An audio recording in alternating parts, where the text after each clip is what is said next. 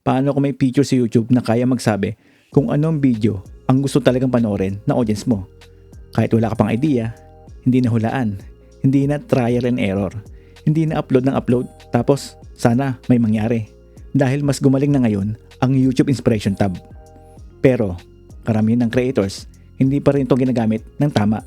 At kung isa ka sa kanila, posibleng dito ka nawawalan ng views. Hello guys, welcome back to my channel. At sa video na to, hindi lang kita bibigyan ng overview. Hindi rin ito mabilis ang tutorial. Tatalakayin natin ito ng mas detalyado. Pagkatapos ng video na to, maintindihan mo kung ano talaga ang Inspiration tab.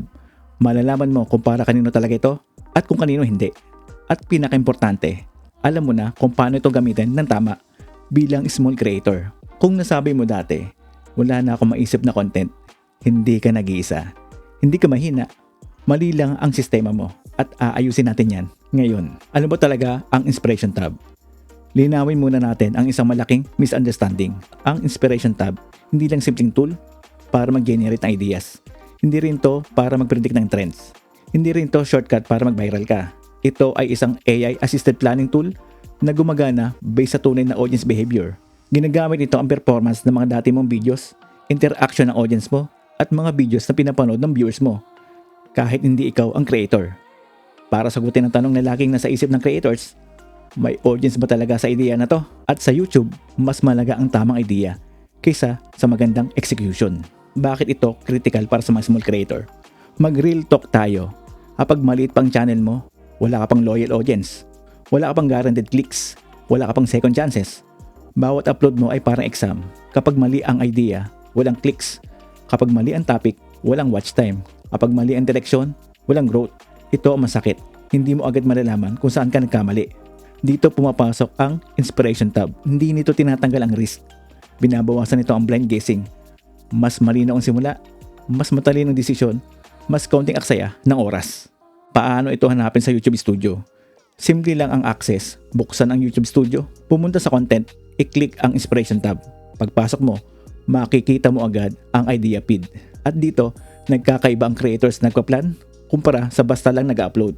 At dito na talaga nagsisimula ang laban. Paano gumagana ang idea feed? Importanteng maintindihan ito. Ang idea feed ay hindi listahan ng anong sikat ngayon. Ito ay listahan ng anong posibleng panoorin ng audience mo. Base ito sa mga videos na in-upload mo dati, mga tanong at comments na audience mo, at mga videos na pinapanood nila kahit mula sa ibang creators. Ibig sabihin, hindi lang ikaw tinitingnan. Audience behavior ang basihan, at kapag naintindihan mo yan, nagbabago ang approach mo sa content. Hindi mo na kailangan gumawa ng video na gusto mo lang. Kailangan mo gumawa ng video na may audience. Kapag napagsabay mo yan, doon nagsisimula ang growth. Pagbabago sa mindset ng creator. Dito kadalasang nahihirapan ang creators. Gusto ko to, passion ko to, walang masama doon. Pero tandaan, YouTube is a platform of demand. Hindi uusad ang content kapag walang tunay na demand. Ang Inspiration tab ay hindi kumukontra sa creativity mo. Inaalin lang nito ang creativity mo sa reality. Bagong visual controls, isa sa mga underrated updates pero importante. Visual control ng ideas. Pwede mong piliin kung may image o wala. Pwede kang pumili ng style, sketch o digital painting. O simple lang. Pwede rin gawing text only kung gusto mo. Bakit mahalaga? Kasi iba-iba ang paraan na pag-iisip ng creators. May creators na mas gumagana kapag may visuals. May iba na di-distract. Ang tool na ang nag-a-adjust sa'yo, hindi ikaw. Ikaw na ang pipili. Brainstorming flow, back and forward. Dati, common problem to. Nag-click ka ng idea, nag-back ka, boom, wala na. Ngayon, may back and forward buttons na. Pwede ka na mag-compare na ideas. Pwede ka na mag-isip ng mas malalim. Mas natural ang creative flow. Mas strategic ang pagpili.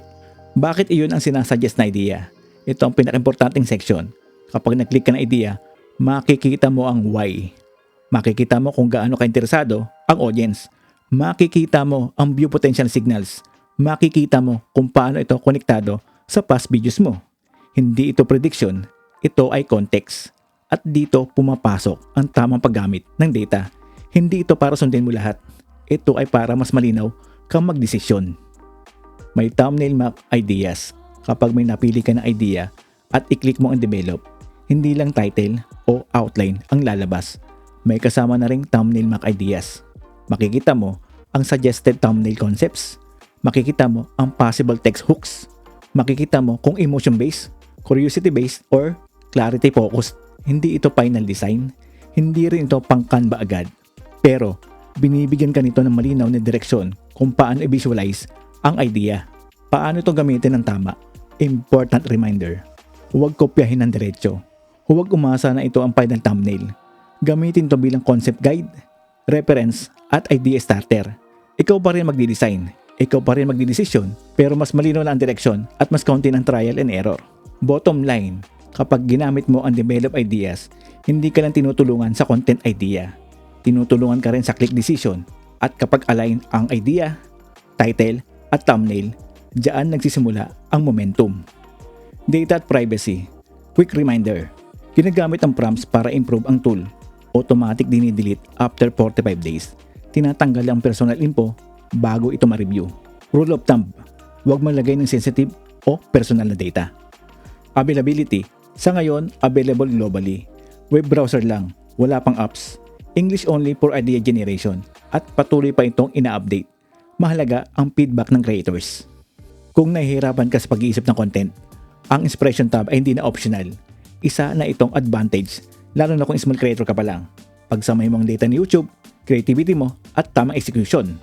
At mas malaki ang chance na gumawa ka ng videos na pinapanood, tinatapos, at binabalikan. Kung nakatulong ito, mag-like, subscribe para sa totoo at practical na YouTube tips. At i-comment kung anong video na gusto mong i-breakdown next. See you sa next video.